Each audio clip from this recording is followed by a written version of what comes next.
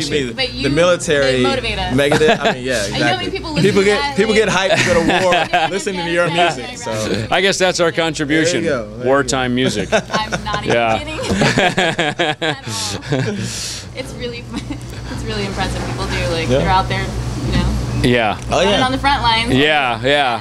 Even back in high school, I remember we would play Megadeth in the locker room, getting ready for football games. Oh, nice. Yeah. Wow. That's music to smash your neighbor to. Right. Yeah. Well, that's good. At least we contributed something, I guess. Yeah. All right.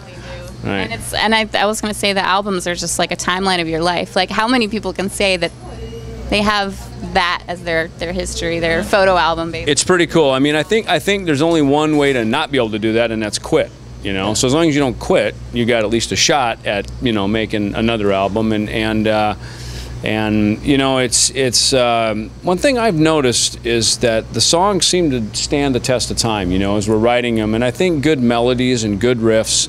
And most importantly, when we write a tune, we kind of look around, and if we're rocking out and, you know, we're headbanging while we're writing it, and if we like it, it seems like all the rest of the people like it. Every time, there have been a couple of times when we went in and we kind of second-guessed ourselves, or we listened maybe to a manager or a producer that's going, well, if you only had a song like this, and every time we did that and we weren't feeling it, you know, neither were the fans. So we've kind of set our own benchmark of what's acceptable to us, because ultimately we want to stand on that stage and entertain the people and let them have fun. So. I do the press for the Mayhem Festival, and I coordinate all the artists and media people coming in every day in every city. How did you get so lucky to have this awesome job? I just worked really hard. I worked very hard at every job I've ever had, and people noticed it, and I just network, and someone noticed it, and I got an email, and I was like, I'm in.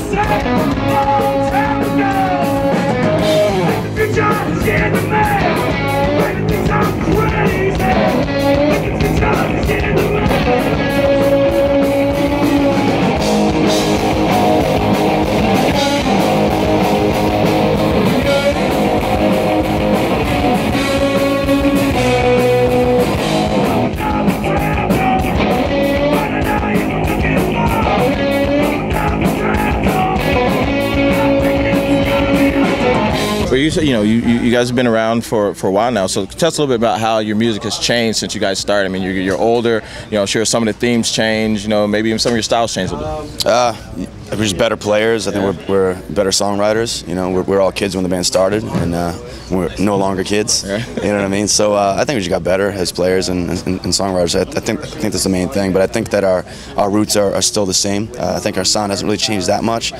We do try to make each record a bit different from the last, and just make each record better. You know, that's it.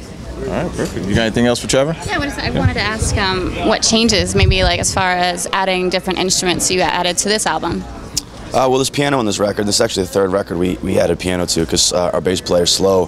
That's what he learned on, was a piano as a kid. So he's pretty good at it. So it's cool to showcase that on a song here or there.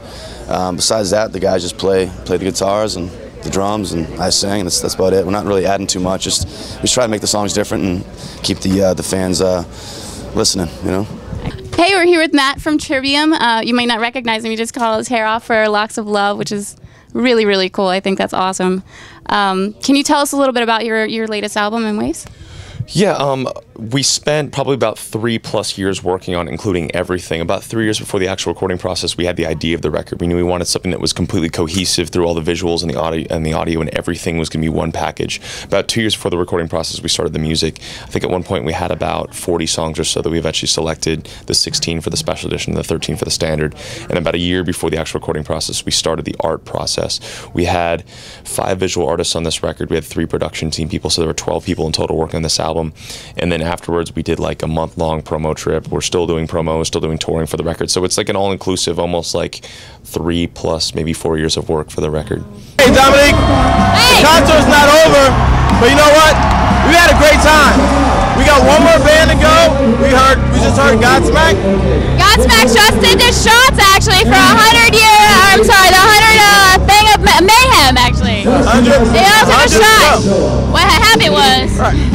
So right now they're doing a little tribute to some people.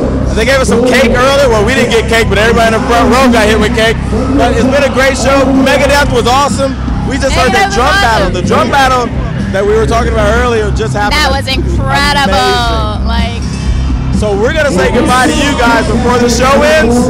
But we'll see you next time on DC Hotspots. Say goodbye, Dominic. Thank you very much, Mayhem Festival. It's been amazing and good going for the 100. Let's go for 100 and 200.